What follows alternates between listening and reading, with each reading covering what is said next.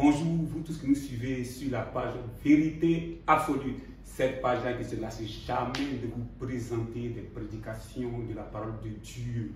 Alors, aujourd'hui, nous allons aborder cette question épineuse, cette question fâcheuse du conflit entre l'Israël et le Hamas. Nous êtes sans ignorer que le samedi 7 octobre 2023, le Hamas a perpétré une attaque meurtrière sur l'Israël, ce qui a envoyé aussi des représailles. Bilan, plusieurs victimes. Alors, nous sommes avec le pasteur Théo Dominique. Pasteur, bonjour. Bonjour, bien-aimés frères. Comment vous appelez-vous la forme? Par la grâce du Seigneur. Alors, avec le pasteur, on va essayer de changer, d'épiloguer un peu sur cette question-là, d'où le thème est le conflit israélo-palestinien à la lumière des Saintes Écritures. Alors, pasteur, on va rentrer de plein pied dans le sujet. Voilà, frère, votre regard, voilà, votre sentiment sur l'événement qui s'est passé ce samedi 7, ce samedi noir. D'abord, j'aimerais saluer les bien-aimés frères, vous qui nous suivez depuis belle lurette, vous qui ne cessez de nous encourager, de soutenir le programme. Dieu vous bénisse richement partout où vous trouvez, que le Seigneur vous bénisse. Pour répondre à votre question, quel est mon regard? C'est un constat. Nous avons constaté tous une agression.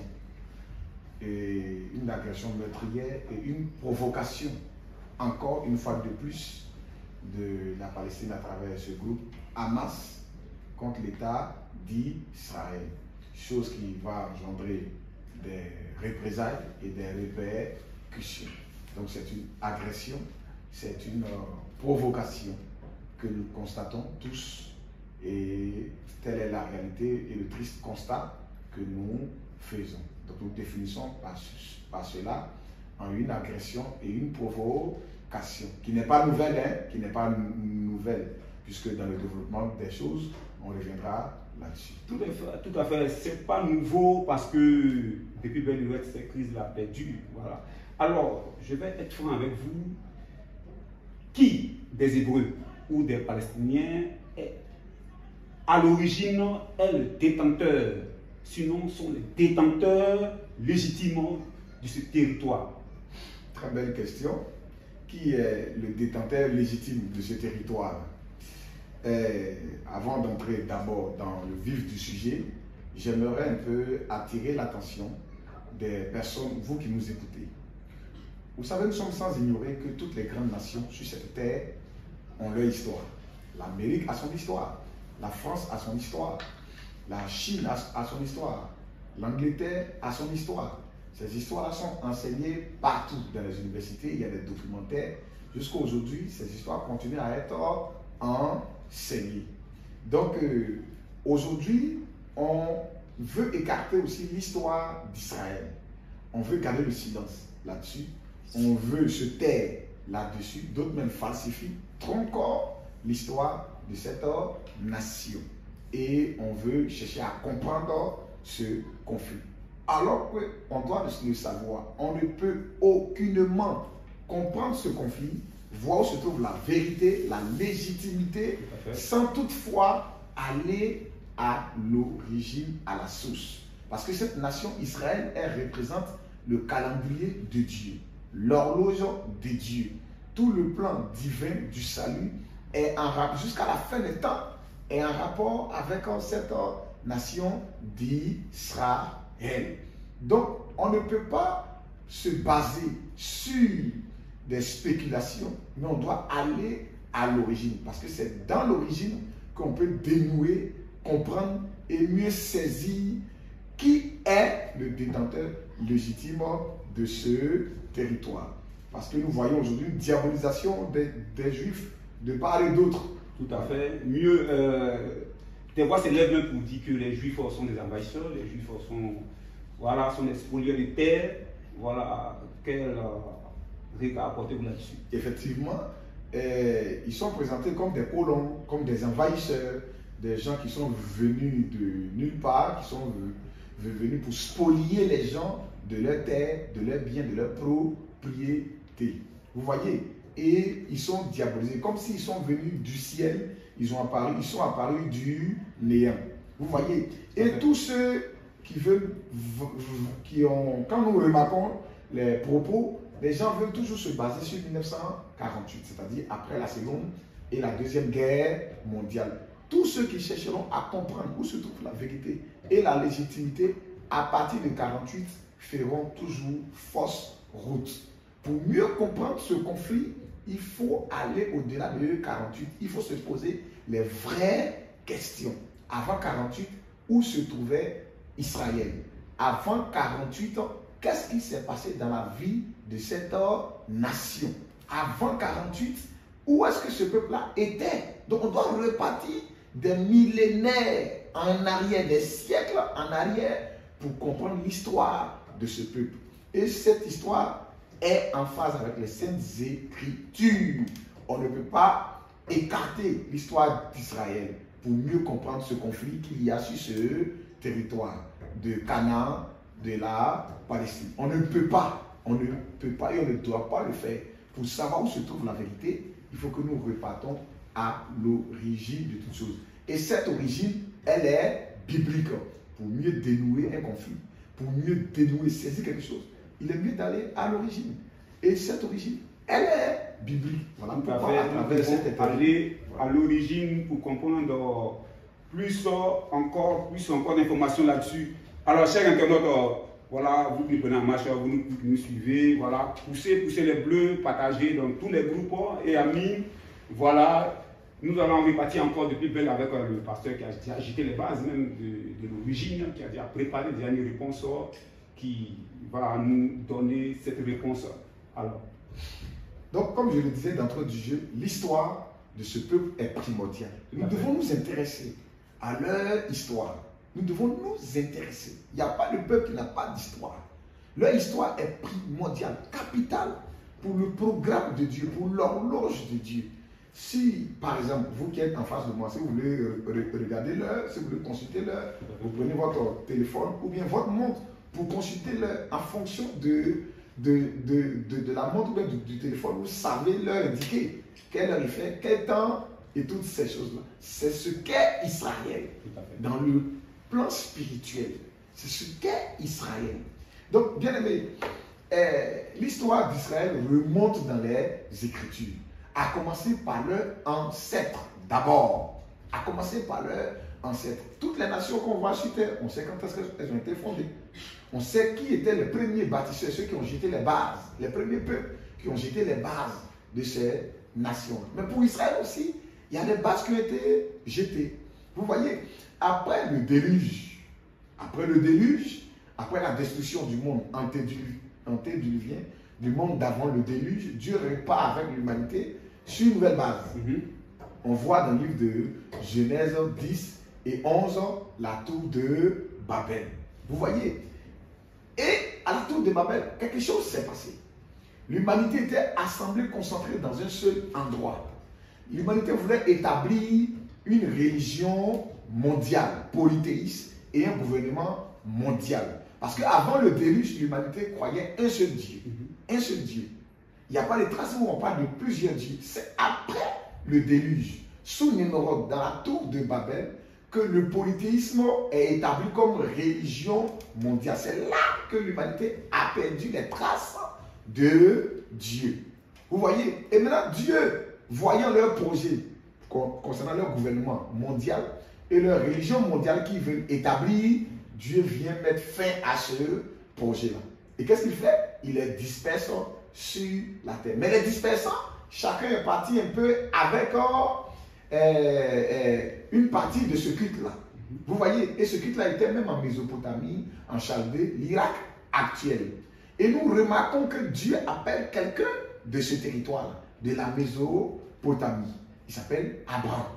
Et Josué, dans le livre de Josué 24, 1, il nous dit, il rappela aux Juifs, aux Hébreux, il dit, vos pères de l'autre côté du fleuve, Euphrate, Térak, Nakor, habitaient là-bas anciennement et ils adoraient plusieurs dieux. Donc on comprend qu'au-delà du fleuve Euphrate, dans cette contrée-là de la Babylonie, de la Mésopotamie, il y avait le polythéisme. Donc Dieu fait sortir quelqu'un de ce polythéisme-là, du nom d'Abraham. Il n'était pas encore Abraham. Et c'est là, quand Dieu le fait sortir, la sortie d'Abraham coïncide avec une promesse de Dieu. Et c'est cette promesse-là qu'on va lire, parce que c'est là que commence l'histoire de la nation d'Israël. On va lire le livre de Genèse, chapitre 12, du verset 1 à 7. Lisons. Genèse chapitre 12. Genèse 12, 1 à 7. À partir du verset 1. Oui, allons-y, frère. L'Éternel dit à Abraham, L'Éternel dit à Abraham, va-t'en de ton pays. va-t'en de ton pays. C'était où ça? Ou en Chaldée. La Chaldée, c'est la Mésopotamie, la Babylone, l'Irak actuel. Donc Dieu appelle quelqu'un de cet endroit. C'est un exode. Oui.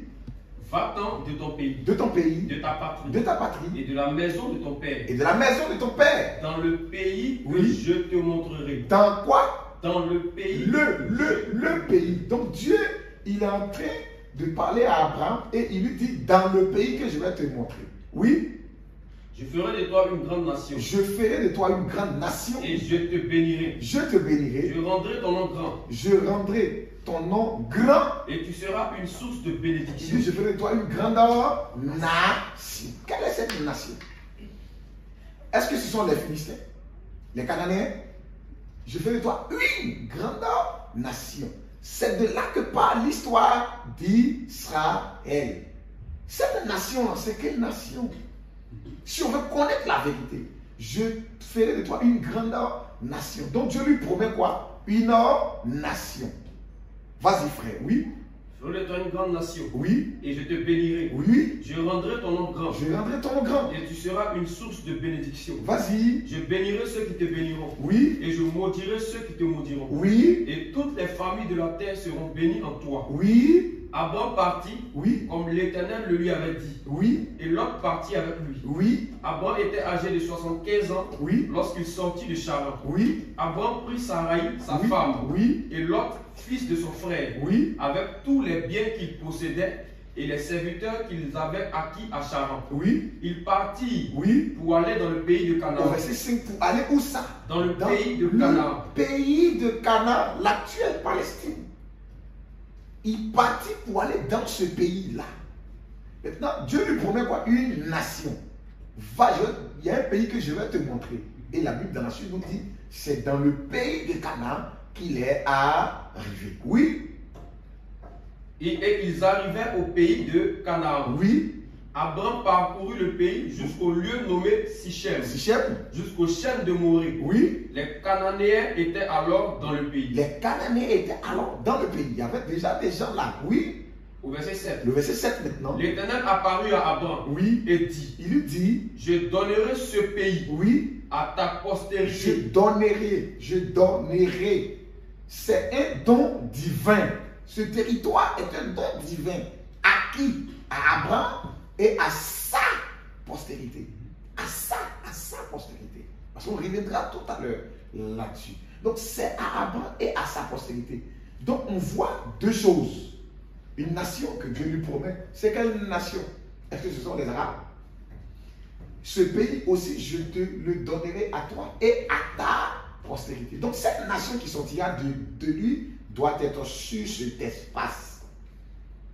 Voici le point de départ. Donc on doit connaître cette nation. Et on doit connaître aussi ce territoire. Et qui leur a donné ce territoire? C'est un droit divin. Il n'est pas humain. C'est un droit divin. C'est un droit divin. On continue dans le livre de Genèse, chapitre 15.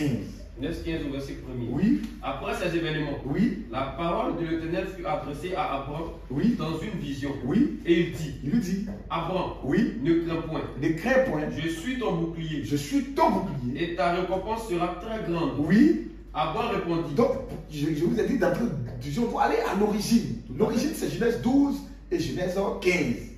Il fait d'abord une promesse à Abraham. Cette promesse comporte deux choses. Une nation et un territoire. On connaît le territoire et on connaît cette nation. Puisque nous le savons qu'il s'agit d'Israël. Et le territoire, c'est le territoire de Canaan, l'actuelle Palestine, où Israël se trouve actuellement. Oui, frère. Abraham répondit, Oui. Seigneur éternel, Oui. que me donneras-tu? Oui. Je m'en vais sans enfant. Je m'en vais sans enfant. Et l'héritier de ma maison, c'est Eliezer de Damas. Oui. Et Abraham dit, Oui. voici, Oui. tu ne m'as pas donné de postérité. Oui. Et celui qui est né dans ma maison sera mon héritier. Parce que quand il est parti dans Genèse 12, il est parti avec sa femme et son neveu Lot. Donc, arrivé dans Genèse 15, il dit, je m'en vais sans enfant. Et c'est celui qui est dans ma maison, c'est celui qui sera mon héritier. Et Dieu le corrige. Et Dieu lui dit quoi? Oui. Et voici, la parole de l'Éternel vint à lui disant, Disant, celui-ci oui, ne sera pas ton héritier, oui, mais celui qui sortira de tes entrailles. oui, Lui sera ton héritier. lui. Donc, en disant lui, il n'a pas dit c'est lui. Donc, il y a un que Dieu voit qui sortira de ses entrailles. Celui, c'est bien dit, celui-ci sera ton héritier. Quel héritage? L'héritage du territoire. L'héritage de ce territoire. Donc, dans la promesse, il y a une nation qui sortira de lui à partir d'un de ses héritiers. Et cette nation-là va hériter cet espace. Le Canaan, la terre qu'habitaient les Cananéens. Oui, frère. Et celui qui sortira de tes entrailles, Oui. lui sera ton héritier. Lui sera ton héritier. Et Oui. il le fit sortir dehors et dit, Oui. regarde vers les cieux Maintenant, Dieu le fait sortir dehors. Il dit, regarde au ciel. et compte les étoiles si tu peux les compter. Oui. Et il lui dit, Il lui dit, ainsi sera ta semence. ainsi sera ta semence, ta postérité. Oui. Et il crut l'Éternel. Il a cru en Dieu. Il Oui. lui compta cela à justice. Oui. Et il lui dit, Oui. moi je suis l'Éternel qui t'ai fait sortir d'où des Chaldéens, Oui. afin de te donner ce pays-ci à me Afin posséder. de te donner ce pays-ci pour le posséder. C'est quel pays? Et à qui ce pays a été donné? À Abraham et à sa sémence, sa descendance. Celui-ci qui sortira de toi. Que sont ceux-là qui sont sortis d'Abraham et qui ont pris possession de ce territoire? Oui, on continue. Et il dit, Seigneur éternel, Oui. à quoi connaîtrai-je que je le posséderai? Donc, Dieu, tu es en train de me parler. Elohim, Hachem, tu me parles, oui. Mais par quoi je vais savoir cela? Donc, il demande un signe à Dieu. Et Dieu va lui répondre en lui donnant le signe. Oui. Et il lui dit, Il lui dit, prends une génisse de Oui. 3 ans, oui, et une chèvre de 3 ans, oui. et un bélier de 3 ans. Donc, il prend des animaux, il fait un holocauste. Quand il finit de faire l'holocauste, vous allez voir que les oiseaux de proie vont s'abattre sur l'holocauste, Abraham va les chasser. Et la nuit maintenant, lorsqu'une grande obscurité vient l'assaillir, Dieu maintenant lui dit au verset 13, qu'est-ce qu'il lui dit? Au verset 13. Dieu va lui donner le signe, oui, Et l'Éternel dit à Abraham, oui, sache certainement que ta semence certainement que ta semence, séjournera dans un pays oui. qui n'est pas le sien. Donc, il est en train de présenter, lui-même Dieu il décrit les caractéristiques de cette sémence-là qui va prendre possession de ce territoire. Parce qu'il dit, je te le donne à toi et à ta sémence, à ta postérité. Si nous comprenons bien, ce territoire est un don divin. Oui, ce territoire est un don que Dieu a donné. Et pourquoi Dieu donne un territoire? La terre est grande. Pourquoi c'est cet endroit-là? Et il met ce peuple-là là. On arrivera là dans la suite du temps. Mais il dit à Abraham, sache que ta descendance sera étrangère sur un territoire qui ne sera pas à eux. Oui. Ils la serviront Et ils seront asservis là-bas. Oui. et l'opprimeront pendant 400 ans. Et cette descendance-là sera opprimée pendant 400 ans. Oui. Mais aussi, Aussi. je jugerai moi Oui. la nation qui les aura asservis. C'est quelle nation qui allait être opprimée dans une autre nation pendant 400 ans qui est sortie? Est-ce que ce sont les Palestiniens, les Philistins? Pas du tout. Ce sont les Arabes. Pas du Donc tout. cette nation-là, ta sémence qui va prendre possession de ce territoire-là, le signe que tu me donnes, tu me demandes par quoi est-ce que tu sauras ça? Parce que ce signe-là, ils seront esclaves sur un territoire qui ne sera pas à eux, cette sémence-là. Pendant 400 ans, je vais les juger, ce peuple-là qui va les opprimer, et ils vont sortir. Oui, continue. Moi, Oui, mais aussi, je jugerai moi la nation qui les aura asservis. oui, Et après cela, oui. ils sortiront avec de grands biens. Allons-y. Et toi, Toi, tu t'en iras vers tes pères en paix. oui, Tu seras enterré en bonne vieillesse. oui, Et en la quatrième génération, Oui. ils reviendront ici. Ils reviendront Ici. Donc, à la quatrième génération, ils reviendront ici, où je suis en train de te parler actuellement. Cet espace-là, ils reviendront là. Ce ici-là, c'est ce territoire du Canaan. Qui allait, qui a fait 400 ans, qui est revenu là. Ce ne sont pas les Arabes. Mais nous voyons que Dieu insiste même Voilà. sur ce territoire-là. Ici. Oui, allons-y, frère. Car l'iniquité des Amoréens n'est L'iniquité des Amoréens pas encore venue à son comble. n'est pas arrivée à son zénith, n'est pas arrivée à son sommet. Donc c'est comme si les Amoréens, Dieu les laisse là. Ils sont dans l'iniquité, dans le péché. Mais le péché n'est pas encore arrivé à son comble. Donc Dieu veut que ça arrive à son comble. Et si ça arrive à son comble, qu'est-ce qui va se passer? Qu'est-ce qui va se passer?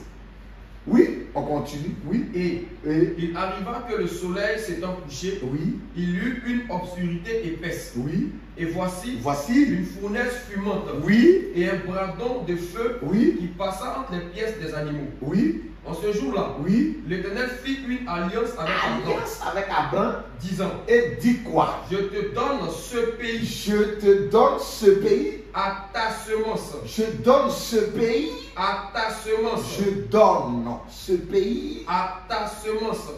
C'est Dieu qui a donné ce pays à cette semence-là. À cette semence-là. Et c'est Israël. Ce ne sont pas les Arabes, ni les Philistins. C'est Israël. C'est un don divin. Dieu ne peut pas se repentir de ce qu'il a donné. Oui, allons-y, frère. Donc, c'est une alliance. Il fait alliance et il dit, je te donne. Oui, allons-y, Je frère. donne ce pays à ta semence. Oui. Depuis le fleuve d'Égypte Depuis le Nil, le fleuve d'Égypte, jusqu'au grand fleuve, jusqu'au grand le fleuve. fleuve Euphrate. Donc, voici la limite de leur frontière. Depuis le fleuve d'Égypte, jusqu'à l'Euphrate. Oui, allons-y. Le Kénien Oui, et le Kénisien oui, et le Cadmonien oui, et le Hétien oui, et le Phérézien oui, et le Réphaïm oui, et l'Amoréen oui, et le Cananéen oui, et le Girgasien oui, et le Jébuséen oui. et Saraï. Il te donne le pays depuis le fleuve Euphrate jusqu'au fleuve d'Égypte. Et il dit le pays des Kéniens, des Kénisiens, des Cadmoniens, des Hétiens, des Phérésiens, des Réphaïm, des Amoréens, des Cananéens, des Girgasiens, des Jébusiens, des Philistins, tous ceux. Donc, bien aimés frères, c'est Dieu qui a donné ce territoire à Abraham et à sa postérité. Maintenant, on voit que Dieu confirme cela. Parce que si ça s'arrêtait uniquement qu'à Genèse 12 et Genèse 15, on pourrait dire, bon, est-ce que ça s'est accompli ou pas? Mais quand on lit dans Exode 12, 40 à 42, on voit que Dieu confirme ça à Moïse. Quand Israël sort, Dieu confirme Genèse 15. Dieu confirme Genèse 15. On voit encore dans Acte 7, non, après ça, dans Josué 24, 1 à 6, Josué confirme cette histoire du déplacement d'Israël, de l'esclavage d'Égypte et de leur sortie jusqu'à Canaan. Josué confirme cela. Donc Moïse et Josué dans Exode et dans Josué 24, cela est confirmé. Et ça ne s'arrête pas là. Même les chrétiens dans le Nouveau Testament, on voit dans Actes chapitre 7, Étienne, lors de sa confrontation avec ses parents juifs, Étienne leur rappelle cette histoire. Donc, effectivement, ce territoire-là a été donné à Abraham et à sa semence. À sa semence. Et cette semence-là, nous sommes sans ignorer qu'Abraham eut plusieurs fils. Tout à fait. Nous sommes sans ignorer, puisqu'il y a Ismaël qui est là. Et après Ismaël, on voit encore même dans le livre de Genèse 25, quelque chose qui se passe là.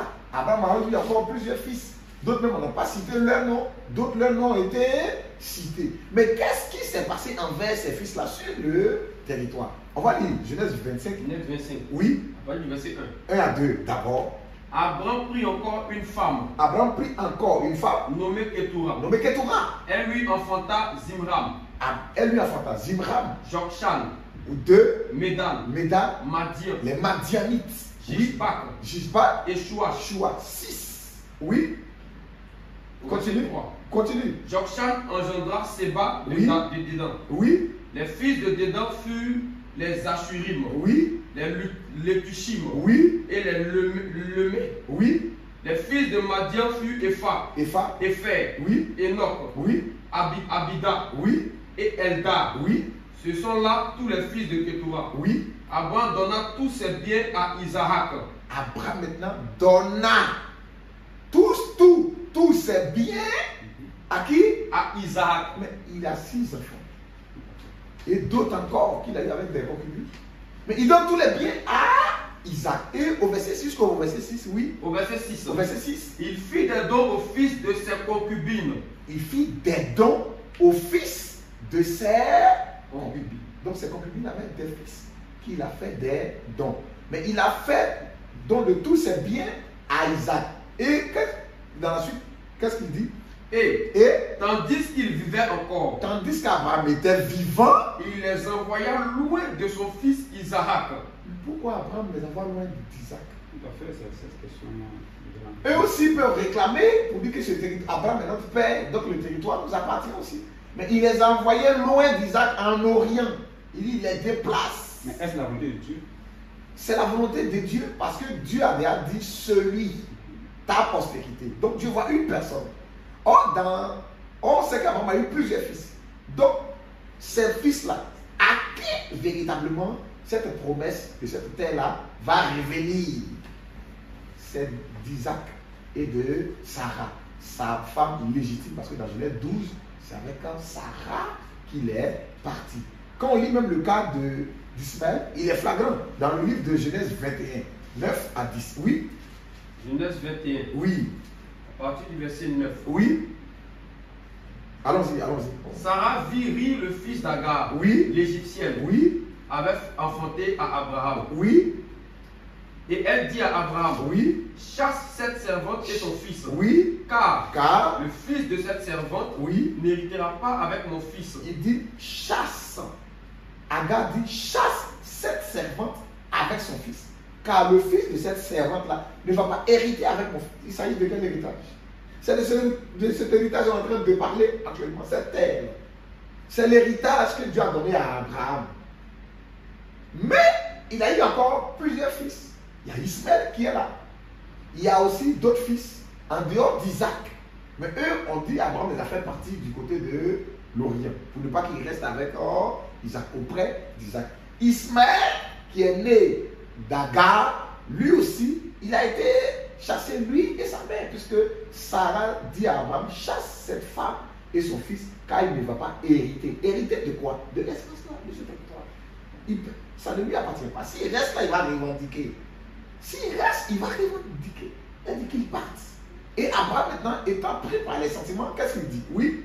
Cette parole des plus forts aux yeux d'Abraham. Oui. À cause de son fils. Oui. Mais Dieu dit à Abraham. Oui. Que cela ne te déplaise pas. Que cela ne te déplaise pas. À cause de l'enfant. Oui. Et de ta servante. Oui. Accorde à Sarah tout ce qu'elle te demandera. Accorde à Sarah tout ce qu'elle te demandera. Car c'est d'Isaac. C'est de lui que sortira une postérité, oui, qui te sera propre. On comprend que cette postérité dont Dieu parle, c'est pas Isaac et pas par quelqu'un d'autre. Oui, frère. Au verset 14, oui. Au verset 14. Oui, frère. Abraham se leva de bon matin. Il leva de bon matin. Il prit du pain. Du pain. Et une outre d'eau. Oui. Qu'il donna à Agar. Oui. Et plaça sur son épaule. Oui. Il lui remit aussi l'enfant. Il lui remit aussi l'enfant. Et la renvoya. Elle est partie. Elle est avec l'enfant. Au verset 21, l'enfant habitait où? Oui. Au verset 21. Oui. Il habita dans le désert de Paran. Il habita dans le désert de Paran, au sud du territoire de Canaan. Il n'était même pas dans le territoire de Canaan. Il a eu même des fils. Sa mère lui a donné une femme égyptienne. Il a eu des fils. La Bible cite même le nom de ses fils. Et là où ces fils-là habitaient, dans Genèse 25, 12 à 18. Lisons. On parle de la postérité d'Ismaël. Oui. Genèse 25. Oui. Voyez verset 12. Oui. Voici la postérité d'Ismaël. Oui. Fils d'Abraham. Oui. Qu'Agar, l'égyptienne servante de Sarah, oui, avait enfanté à Abraham. Oui. Voici les noms des fils d'Ismaël. Oui. Par leur nom. Oui. Selon leur génération. Oui. Nebajot. Premier-né d'Ismaël. Oui. Kedar. Abel. Oui. Mibsam. Oui. Mishma. Oui. Duma. Oui. Massa. Oui. Adad. Tema. Oui. Jetur. Oui. Nafish. Oui. et Kedma. Oui. Ce sont là les fils Ce d'Ismaël. sont là les fils d'Ismaël. Ce sont là leurs noms. Leurs noms. Selon leur part Leur pacte. et leur enclos. Oui. Ils furent les 12 chefs de leur peuple. De leur peuple. Oui. Et voici Oui. les années de la vie d'Ismaël, Oui. 130 ans. Oui. Il expira et mourut. Et mourut Et il fut recueilli auprès de son peuple. de son peuple. Parce qu'il n'était pas sur ce territoire. Oui, allons-y. Ses fils habitèrent Ses depuis fils Avila habitaient depuis Avila jusqu'à Shur, jusqu'à Ashur, qui est en face de l'Égypte, qui est en face de l'Égypte, en allant vers la Syrie. en allant vers la Syrie. Oui. Il s'établit en présence de tous ses frères. Même les enfants d'Ismaël n'étaient pas dans le territoire de Canaan. La Bible a dit là où ils résidaient. Nulle part on a dit c'était sur le territoire des Cananéens, des Éviens, des Hétiens, des Girgasiens, des Amoréens, des Philistins. La Bible dit c'était depuis Chour jusqu'à Avila, c'est-à-dire dans le sud, en descendant jusqu'au Yémen, et toute cette partie-là pour aller jusqu'en Arabie et continuer. C'est là-bas que les enfants d'Ismaël étaient. Donc on comprend par là, bien aimé, que c'est d'Isaac, et Isaac a enfanté Jacob. C'est sur Jacob que le nom Israël même est entré en scène. Parce que Dieu a changé le nom Jacob en Israël. C'est Dieu même qui a donné le nom Israël. Parce que derrière ce nom, il y a lutte et il y a victoire. Il y a lutte et il y a victoire. Donc même leur nom, le nom qu'ils portent, est le nom que Dieu a donné à leurs ancêtres. Et le territoire sur lequel ils sont, c'est le territoire que Dieu a donné à leurs ancêtres et il a promis leur donner, lui et sa descendance. Frère, c'est ainsi qu'Israël, dans la suite du temps, quand ils sont sortis, ils sont arrivés dans le territoire. Ils ont conquis le territoire. Le territoire. Oui. Alors, on va évoluer, Oui. Frère Dominique, parce qu'il y a beaucoup de questionnements qui traversent un peu mon esprit. Oui. Alors, comment Israël a pu conquérir ce territoire? Bon, il n'y a rien de nouveau sous le soleil. La conquête de Canaan s'est faite par la guerre. On va lire le livre de Genèse 12, du verset 6. Regarde quelque chose. Et c'est la question que tout le monde se pose. Il y avait déjà des gens là, pourquoi Israël est venu? Ce sont des voleurs, ce sont des colons et autres. Mais ça, c'est une pensée qui est humaine. Elle n'est pas divine. Dieu dit vos pensées ne sont pas mes pensées. Non, il dit autant les cieux sont éloignés de la terre, autant vos pensées sont éloignées de mes pensées. Quand Dieu même disait à Abraham, Dieu savait qu'il y avait les Cananéens. Mais pourquoi il dit à Abraham ce territoire-là te revient? Ça veut dire qu'il y aura une bataille. Et Dieu, pourquoi même il dit à Abraham que ce territoire-là va lui revenir, sachant qu'il y a les Cananéens là aussi? On va C'est la question que je vais vous poser. Oui. Pourquoi est-ce que Dieu donne à son peuple un territoire occupé? Oui. Déjà, ce territoire, il y avait les Cananéens qui y étaient dans Genèse 12, 6, 19 à 21. Mais le verset 7 dit, ils reviendront ici. Et c'est cette question-là qui taraude jusqu'à présent l'esprit de beaucoup de profanes, ceux qui ne le savent pas. D'ailleurs, d'abord, d'entrée du Dieu, Dieu dit vos pensées ne sont pas mes pensées.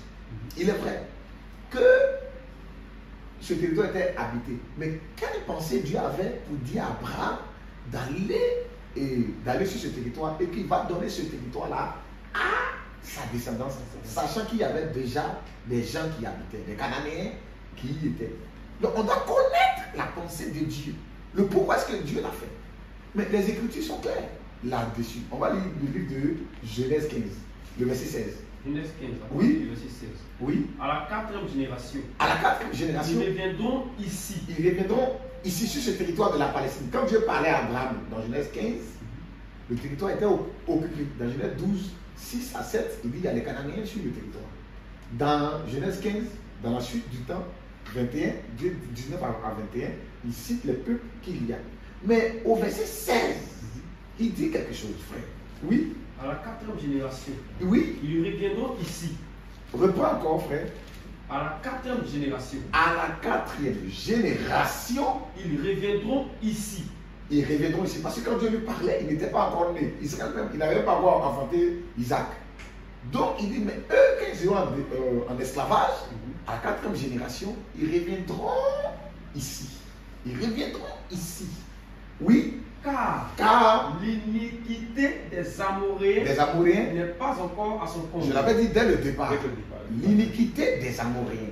Donc ce peuple qui était là, les Amoréens, les Girgasiens, les Cananéens, ils avaient un péché, ou bien une vie qui était inique.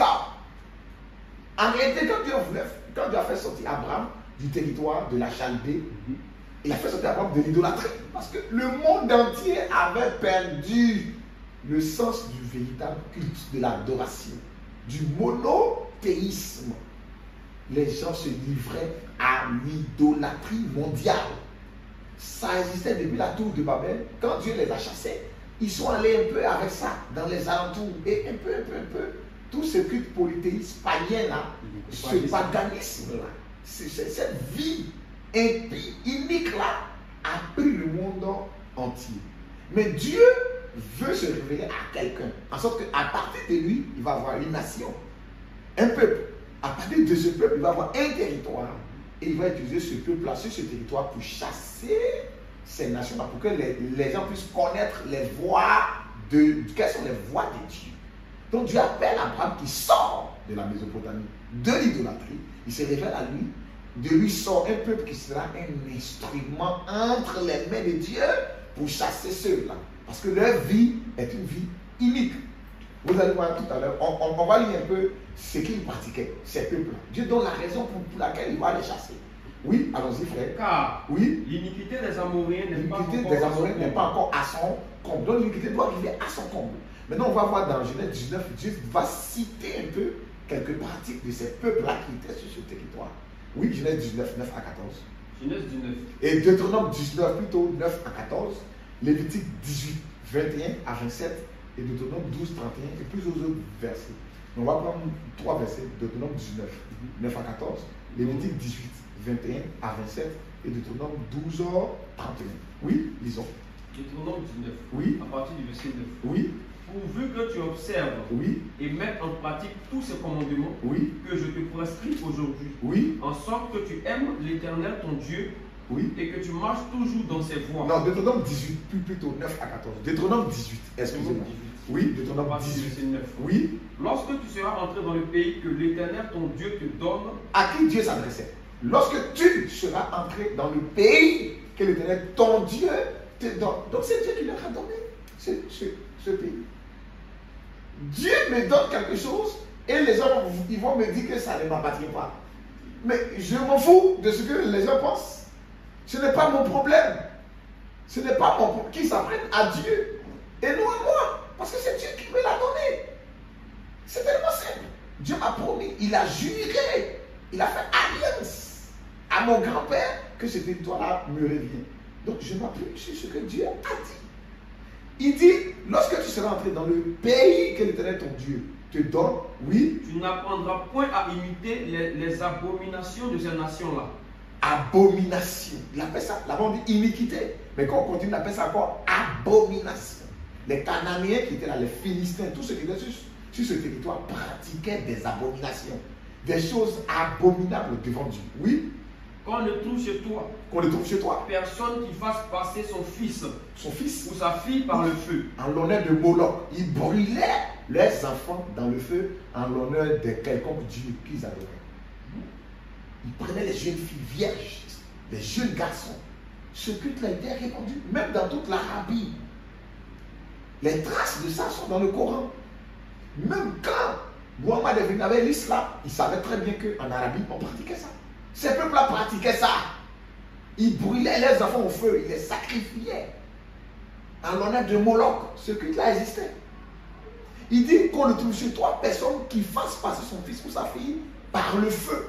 Oui. Personne qui exerce le métier de devin. De sorcier. Il pratiquait la sorcellerie. Oui. D'astrologue. D'astrologue. Oui. D'augure. D'augure. De magicien. C'était des magiciens. C'était des sorciers. C'était des astrologues. Ils interrogeaient les astres. Oui, frère. D'enchanteurs. D'enchanteurs. Personnes qui consultent ceux qui évoquent les esprits. Ceux qui évoquent les esprits. Les gens qui interrogent les djinns, les démons. Ils pratiquaient ces choses-là. Oui. Ou disent la bonne aventure. Ou disent la bonne aventure. Donc on voit les nécromanciers. Tous ceux-là, les médiums. Oui, allons-y. Personnes qui interrogent les morts. Les spirites. Tous ceux-là. On voit là. Donc ces peuples-là pratiquaient le spiritisme, la sorcellerie, la magie, l'idolâtrie. Oui, allons-y. Car quiconque fait ces choses est en abomination à l'Éternel. Quiconque fait ces choses est en abomination à l'Éternel. Oui. Et c'est à cause de ces abominations. C'est à cause, voici la réponse à votre question. C'est à cause de ces abominations. La raison pour laquelle Dieu a chassé ce peuple de ce territoire. Il dit, ils ont souillé ce pays. Eux-mêmes, ils sont souillés parce qu'ils sont dans l'abomination. Il dit, c'est à cause de ces abominations que l'Éternel, ton Dieu, que l'Éternel, Yahweh, oui, va chasser ces nations devant toi. C'est vrai, ils étaient là, mais c'était un peuple abominable qui pratiquait des choses iniques. Israël allait être un instrument de jugement entre les mains de Dieu pour chasser ce peuple à cause de leur pratique abominable. Parce qu'ils voulaient un territoire sanctifié avec une nation sanctifiée. À travers ce peuple, sur ce territoire, il va se faire connaître à l'humanité. Oui, allons-y, frère. Tu seras entièrement à l'Éternel ton Dieu. Oui. Car ces nations que tu chasseras, écoute les astrologues. Et les devins. Mais à toi, l'Éternel ton Dieu ne te le permet pas. Voilà. On va prendre même dans les Lévitiques encore. Oui, frère. Lévitique 18. Oui. À partir du verset 21 à 27. À partir du verset 21. Oui.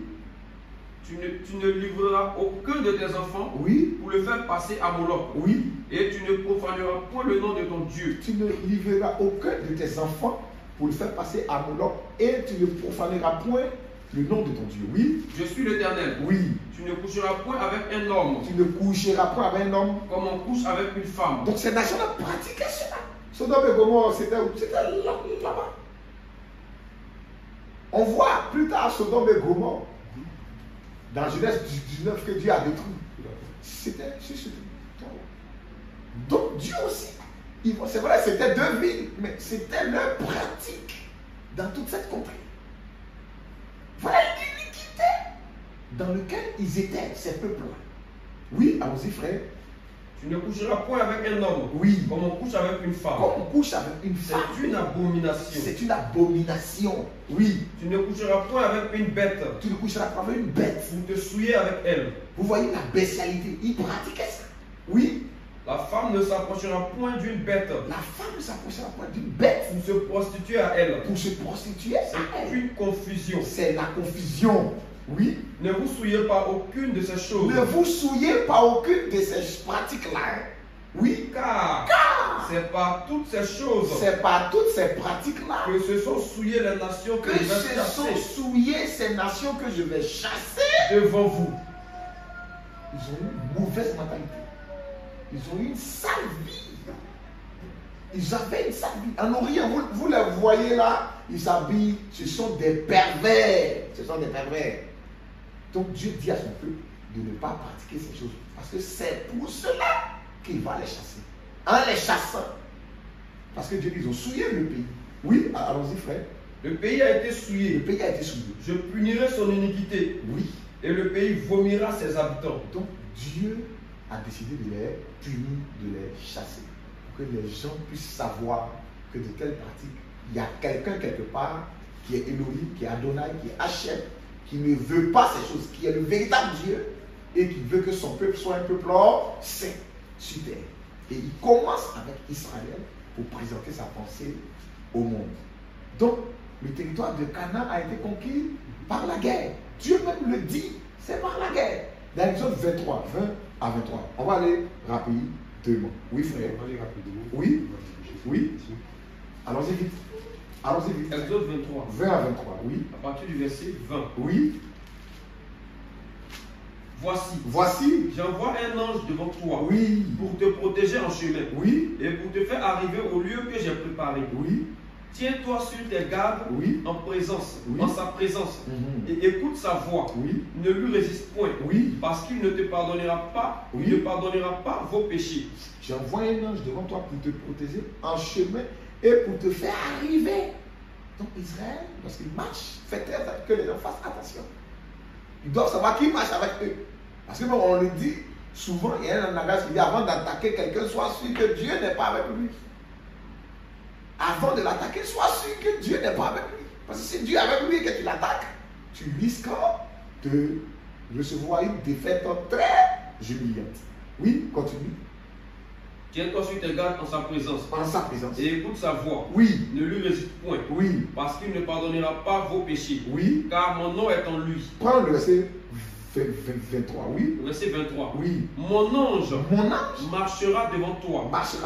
Et te conduira chez les Amoréens. Les Hétiens. Oui. Les Phérésiens. Oui. Les Cananéens. Oui. Les Éviens. Oui. Les Jébuséens. Oui. Et je les exterminerai. Donc il dit je. Donc c'est Dieu lui-même qui a combattu pour Israël pour leur donner ce territoire. Oui, on continue. Tu ne te prosterneras point devant leur Dieu. Oui. Et tu ne les serviras point. Oui. Tu n'imiteras point ces peuples. Dans leur conduite. Mais tu les détruiras. Et tu briseras leur statut. Le verset 27, oui. Au verset 27. Oui. J'enverrai ma terreur devant toi. Je mettrai en déroute. Oui. Tous les peuples. Je mettrai en déroute tous les peuples. Chez lesquels tu arriveras. Oui. Et je ferai tourner le dos devant toi. Oui. À tous tes ennemis. Il dit, je ferai tourner le dos devant toi à tous tes ennemis. Continue. J'enverrai les frélons devant toi. Oui, j'enverrai les frélons, les abeilles. Il dit, ils vont vous dénoncer dans ce combat. Oui. Et ils chasseront loin de ta face les Éziens. Et je vous assure, dans la guerre des 6 jours arabo-islamique, prenez le documentaire, le Saint béni soit-il. Quand vous allez regarder ce documentaire, vous verrez combien de fois il y a eu la manifestation du surnaturel dans cette bataille. Oui, continue. J'enverrai les frelons devant toi. Oui. Et ils chasseront loin de ta face les Éviens, oui. les Cananéens, oui. et les Hétiens. Oui. Je ne les chasserai pas en une seule année loin de ta face. On ne va pas les chasser en une seule année. Oui. De peur que le pays ne devienne un désert. Mais le peuple doit être chassé, mais ça ne sera pas un coup. Voilà. Oui. De peur que le pays ne devienne un désert. Et que les bêtes des champs ne se multiplient contre toi. Je les chasserai peu à peu loin de ta face. Jusqu'à ce que tu augmentes en nombre. Et que tu puisses prendre possession du pays. Ce peuple à qui Dieu parlait, c'est Israël. Après, ce pays est leur propriété.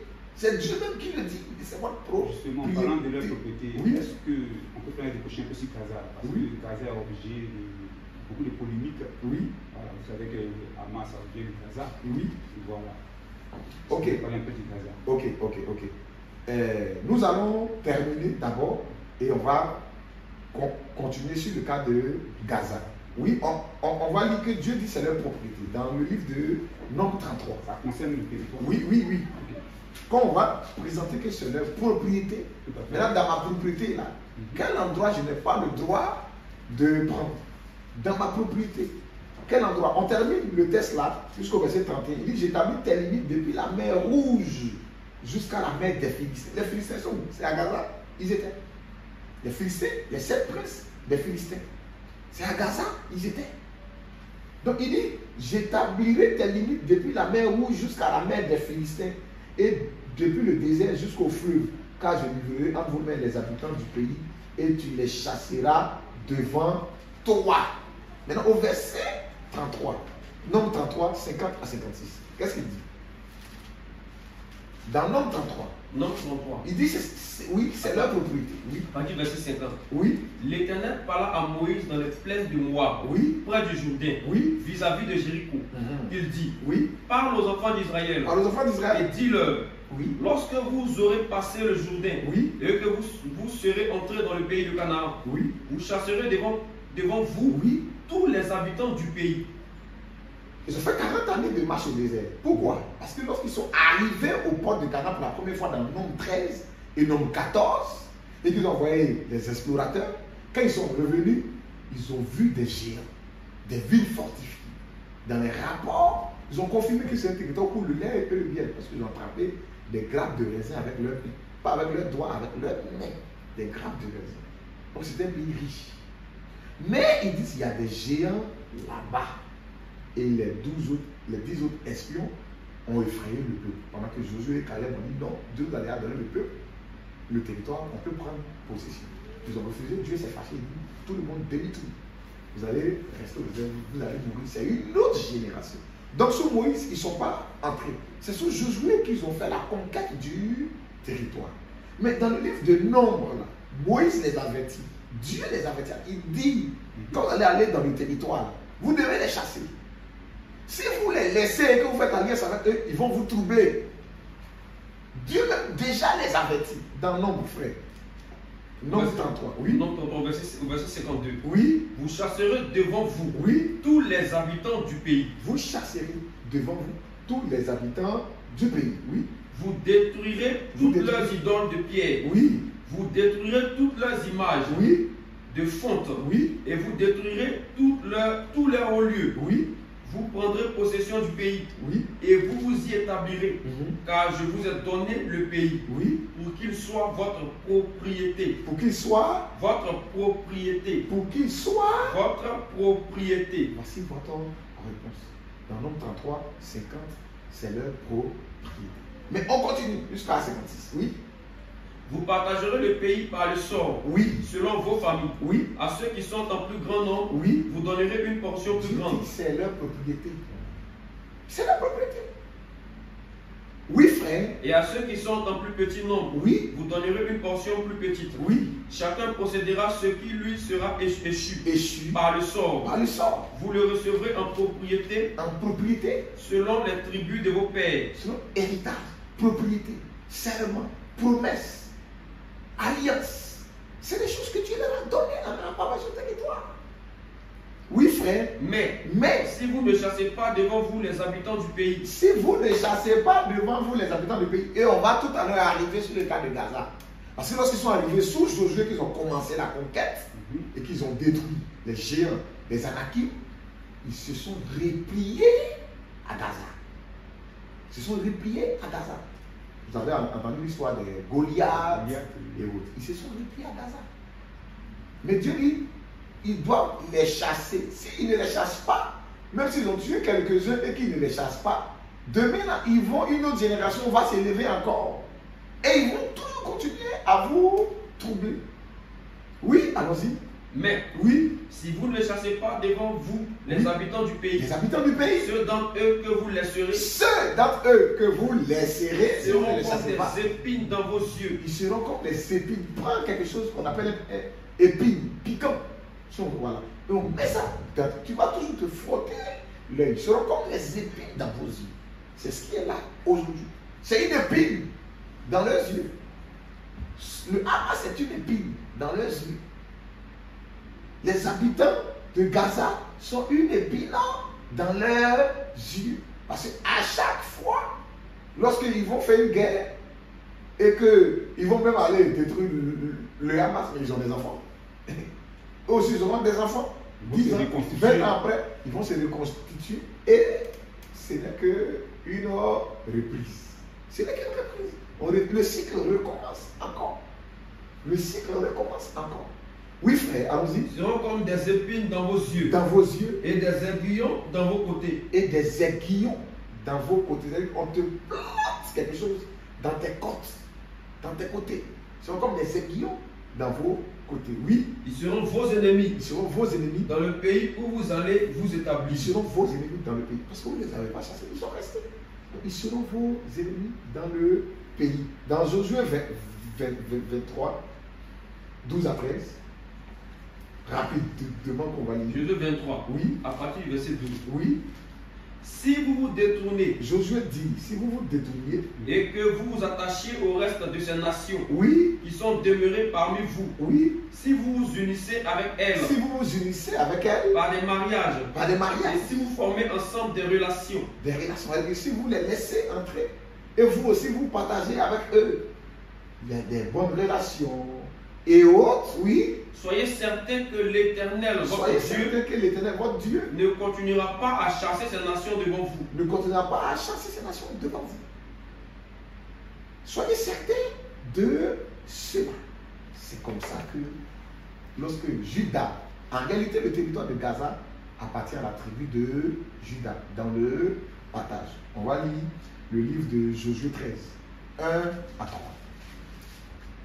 Josué 13, 1 à 3. Pour revenir maintenant sur le cas de Gaza, dont vous avez parlé. Dans le livre de Josué 13, 1 à 3. Oui. Josué 13, oui. Josué était vieux. Josué était vieux. Avancé en âge. Avancé en âge. L'Éternel lui dit alors. Oui, il dit. Tu es devenu vieux. Tu es devenu vieux. Avancé en âge. Oui. Et le pays qui te reste à soumettre est très grand. Le pays qui te reste, puisque Dieu dit, c'est pas en une année qu'il va les faire partir. Voilà. Tout le monde fait, ils partiront. Mais ça ne sera pas en une année. Il regardera à chaque fois que le peuple va s'accroître et il passe à l'offensive. Mais ils doivent les chasser, ils ne doivent pas les laisser. Mais s'ils oublient le combat, ils seront une écharpe dans leur chair, des ronces, des épines et des aiguillons dans leur côté et dans leurs yeux. Et Josué leur a dit cela dans le livre de Josué 13. Qu'est-ce qu'il dit? Oui. Au verset 2. Oui. Voici le pays qui reste. Oui. Tous les districts des Philistins. Donc, Dieu dit à Josué, tu es devenu vieux, tu es avancé en âge et le pays qui reste à soumettre est très grand. Voici le pays qui reste. 2 points. Oui. Tous les districts des Philistins. Les districts des Philistins. Et tous les territoires des Geshuriens. Et tous les territoires des Geshuriens, oui. Depuis le Shishor. Le Shishor. Qui coule devant l'Égypte. Qui coule devant l'Égypte. Jusqu'à la frontière d'Écron au nord. Jusqu'à la frontière d'Écron au nord. Contrée qui doit être tenue pour cananéenne. Oui, c'est contrée cananéenne. Et qui est occupée par les 5 princes des Philistins. Occupée par les 5 princes des Philistins. Celui de Gaza. Le prince de Gaza. Celui d'Asdod. Ces villes existent jusqu'aujourd'hui. Asdod, oui. Celui d'Ascalon. Ascalon, c'est celui de Gath. Gath, oui. Et celui d'Écron. Écron, oui. Et par les Aviens. Voilà. Donc, il y avait 5 princes là-bas. Gaza. Maintenant, il devait conquérir ce territoire. Donc, dans Josué 11, 22, qu'est-ce qui s'est passé? Josué 11. 22. 11. Oui. 22. Oui. Et il ne resta point d'Anakim dans le pays des enfants d'Israël. Quand Caleb a réclamé sa part, parce que lui on donnait sa part avec aussi le territoire de Juda, la Bible dit qu'ils ont fait la guerre. Mais dans tout le pays d'Israël, il n'y avait plus d'Anakim, c'est-à-dire des géants. Mais où ils étaient, ces géants? Oui. Il ne resta point d'Anakim dans le pays des enfants d'Israël. Oui. Il ne restait qu'à Gaza. Il n'en restait qu'à Gaza. À Gath. À Gath. Et à Asdod. Vous voyez, c'est là-bas ils ont replié. Quand ils ont commencé à les chasser, en prenant le territoire un peu, ils ont replié à Gaza, à Asdod. C'est là-bas ils étaient. C'est géant. Maintenant, dans Josué 15, Gaza, même dans le partage du territoire, appartient à quelle tribu? Puisqu'il y a 12 tribus. Ils sont arrivés. Le partage doit se faire. Chacun doit prendre sa propriété. Toute plante que le pied, tout espace que la plante de leur pied va fouler, les revient. Donc, Gaza, dans le partage, appartient à quelle tribu? Dans le livre de Josué 15, 1 à 4. Oui. La part échue par le sort. La part échue par le sort. À la tribu des fils de Juda. À la tribu, oui. Selon leur famille. Oui. S'étendait vers la frontière d'Édom. Oui. Jusqu'au désert de Tsi. Oui. Au midi. Oui. À l'extrémité méridionale. Oui. Ainsi. Leur limite méridionale partait de l'extrémité de la mer Salée. De la mer Salée. De la langue qui fait face de la sud. De la langue. De la langue. Qui fait face au sud. Au sud. La langue de mer. Le bord de mer. Qui fait face au sud. Depuis la mer Salée jusqu'au bord de la mer. Qui fait face au sud. Oui. Elle se prolongeait au midi de la montée d'Akabim. D'Akabim. Passait par Tin. Oui. Et montait au milieu de Kades Barnea. De Kades Barnea. Vous voyez? Oui. Elle passait de là. Oui. Par Etzron. Oui. Montait vers Adar. Donc on voit que tout le rivage de la mer, ça appartient à la tribu de Juda. Et maintenant on prend le verset 20 à 21. Oui. Au verset 20. Oui. Tel fut l'héritage des fils de Juda, oui, selon leur famille. Selon leur famille, oui. Les villes situées dans la contrée du midi. Les villes situées dans la contrée du sud. À l'extrémité de la tribu des fils de Juda. À l'extrémité de la... Donc on cite les villes là aussi, qui leur appartiennent, qu'ils doivent toujours récupérer.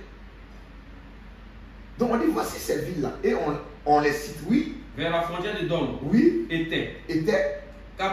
Capsel. Et on cite les villes là jusqu'à ce qu'au verset 47, quelque chose se passe là.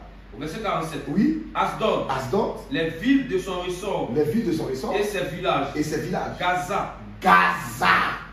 Tout ça, c'est des territoires qui appartiennent à Juda. Dans Josué 15, quand tu lis bien, c'est des territoires qui reviennent à Juda. On cite le nom des villes. Gaza, oui.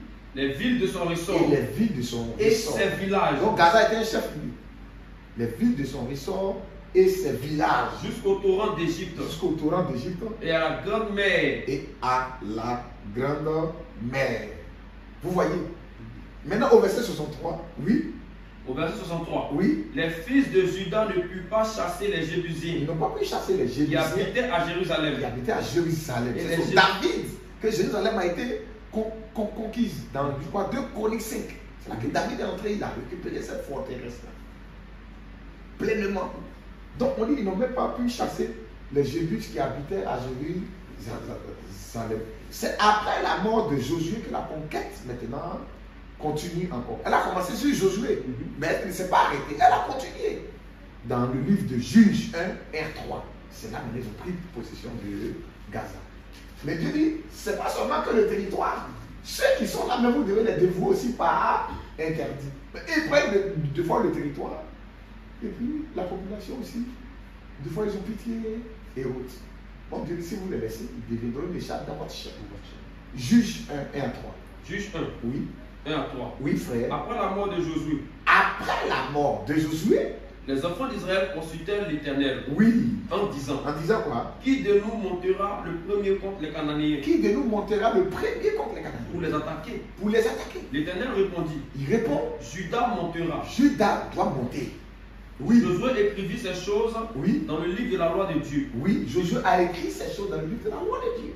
Oui. Il prit une grande pierre qu'il dressa là, sous le chêne qui était dans le lieu consacré à l'Éternel. Oui. Et Josué dit à tout le peuple, voici, cette pierre servira de témoin contre nous, car elle a entendu toutes les paroles que l'Éternel nous a dites. Servira de témoin contre nous. Oui.